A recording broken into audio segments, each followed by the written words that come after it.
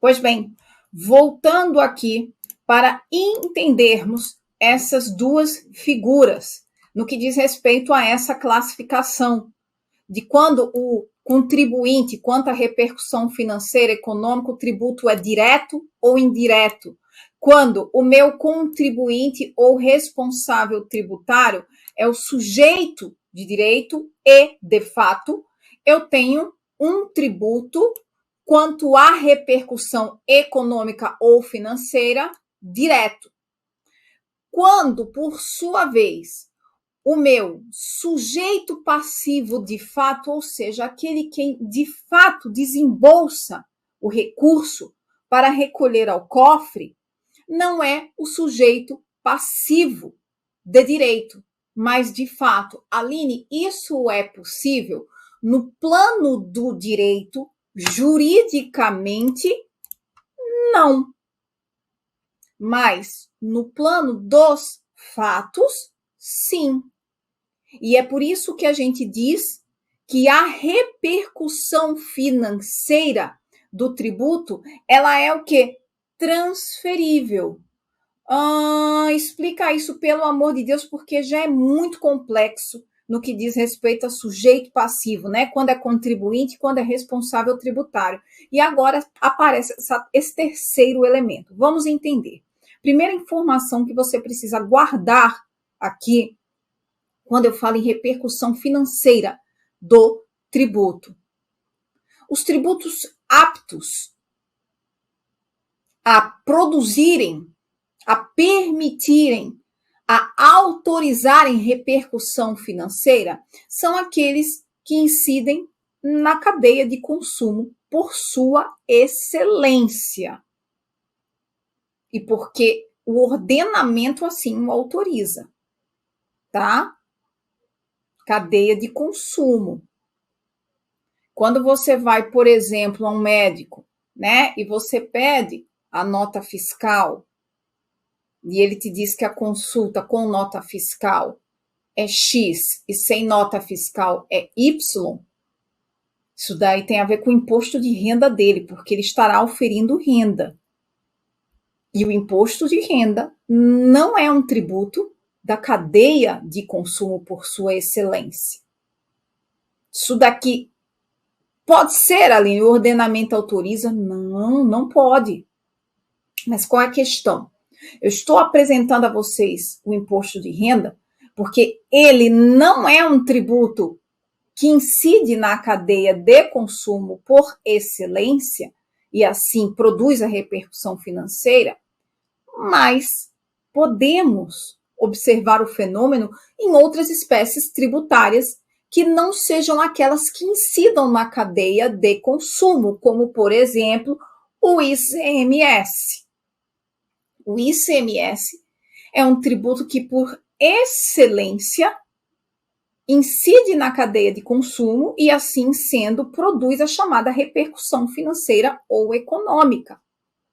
Lá no valor final do bem, da mercadoria, do bem de consumo, pode ter certeza, meu filho, está embutido o valor do tributo. E aí perceba, se o valor do tributo que o comerciante que está circulando a mercadoria, que é o sujeito passivo de direito, porque é ele que pratica o fato gerador de circular a mercadoria. Porém, embute lá esse valor no preço que você vai pagar, o tributo que ele é obrigado a recolher, quem é que está pagando de fato o tributo? O consumidor. Lá no final da cadeia de consumo. E aí, quando eu consigo perceber esse fenômeno, é aqui que eu falo que o meu tributo quanto à repercussão econômica financeira, ele é o quê? Indireto. Porque o contribuinte de direito, aquele que de fato deveria desembolsar o tributo, não embutindo o valor do tributo no bem, ele assim o faz. Ele embute o valor do tributo no bem, então ele vai receber o valor que ele quer pela mercadoria que ele está circulando, e uma parte do que ele receberá vai para onde? Para o cofre do Estado, porque eu estou falando aqui de ICMS, Estado membro, né? Então, esse é um tributo, o ICMS, por excelência, é um tributo que possui repercussão econômica ou financeira, porque, de fato, quem paga o tributo, quem desembolsa o valor do tributo, não é o contribuinte de direito, mas sim o contribuinte de fato. Aquele que, ao fim e ao cabo, está adquirindo a mercadoria que tem no seu valor o valor do tributo ali embutido. Ficou claro, minha gente? Eu espero que tenha ficado claro. Em algum momento eu tive a impressão que talvez eu tenha sido um pouco prolixa. E se assim eu fui, por favor, nos informem, porque estamos aqui para resolver seus problemas e não criar mais. Pois bem, uma vez vistas essas classificações importantíssimas, e guardem isso mais para frente, porque vamos precisar dessa informação, precisamos conhecer as espécies tributárias, não é isso? Pois bem, as espécies tributárias estão previstas na Constituição e também no Código Tributário Nacional. E aqui a gente precisa lembrar, eu tenho que trazer o senhor e a senhora, né, isso para 5 de outubro de 1988, lembrar que o Código Tributário é uma lei de 66, portanto, outra é a previsão do Código Tributário Nacional. Então, por que a gente vai estudar se a coisa mudou? Porque, vez ou outra, o seu examinador te pergunta, segundo o Código Tributário Nacional, 3 são as espécies tributárias. E, por favor, abra aí o seu vadimeco, como estou fazendo como o meu, e observe lá no artigo 5º do Código Tributário Nacional, que diz o seguinte: os tributos são impostos, taxas e contribuições de melhoria, ponto final. Não é isso? O Código Tributário Nacional, ele adota a teoria tripartite. Obviamente, essa teoria se encontra superada pela previsão constitucional, pelo sistema tributário constitucional, né? Isso, o sistema tributário nacional traçado na nossa Constituição. E por quê? Porque, no 145 da Constituição, eu tenho exatamente essas 3 espécies tributárias: impostos, taxas e contribuições de melhoria. Vai lá e dá uma olhada comigo. É isso mesmo: impostos, taxas e contribuições de melhoria. Eu desço mais um pouquinho, eu vou ao 148 e eu tenho o chamado empréstimo compulsório, que está inserido no sistema tributário nacional. E isso não é à toa. Depois disso, eu tenho quem? Contribuições. 149 do Código da Constituição Federal de 1988. Compete exclusivamente à União instituir contribuições sociais de intervenção no domínio econômico e de interesse de categorias profissionais. Pergunta. O 145, ok, ele replica o artigo 5º do Código Tributário Nacional.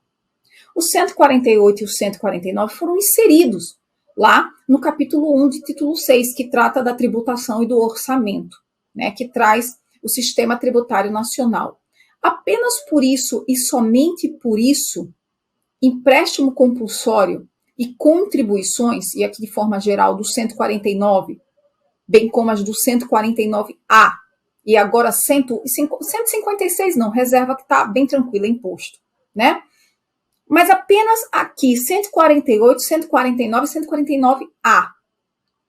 Apenas pelo fato de estarem inseridas no capítulo 1 do Sistema Tributário Nacional, são reconhecidas como espécies tributárias? Não. Isso é um indício. É um indício. E quem diz que essas são espécies tributárias única e exclusivamente por isso, não te dá a informação correta. A informação correta é: 1. Estão inseridas no sistema tributário nacional, indicando em face da topografia na Constituição que são espécies tributárias. O que absolutamente se verifica, e aqui é o pulo do gato, tendo em vista que tanto os empréstimos compulsórios e as contribuições se amoldam perfeitamente ao conceito de quê, gente? Ao conceito de tributo, que está lá no artigo 3º do Código Tributário Nacional. O empréstimo compulsório é uma prestação pecuniária compulsória em moeda cujo valor nela se possa exprimir, que não é sanção de ato ilícito, e se vier um dia a ser instituído, precisa ser instituído por meio de lei e deve ser cobrado mediante atividade administrativa plenamente vinculada do Estado. Então, o que é um empréstimo compulsório? Tributo. Demorou, né? De 66 para 88, a turma começou a observar, isso parece, isso anda como pato, né? Tem asa de pato, tem bico de pato, isso é pato. É tributo. O nome é estranho, né? Afinal de contas, empréstimo nos dá a ideia de contrato. Eu só contraio um empréstimo quando eu contrato um empréstimo, não é isso? O nome não é dos melhores. Mas depois vem o quê? O compulsório. Você vai emprestar compulsoriamente ao Estado, meu filho. Você vai dar recurso ao Estado, quer você queira, quer não, em face da compulsoriedade de lei, ainda que o Estado depois vá lhe devolver. Da mesma forma, contribuição, todas as contribuições para sociais, Seguridade Social, social de forma geral, CIDs e de interesse de categorias profissionais. Você tem que pagar, não é isso?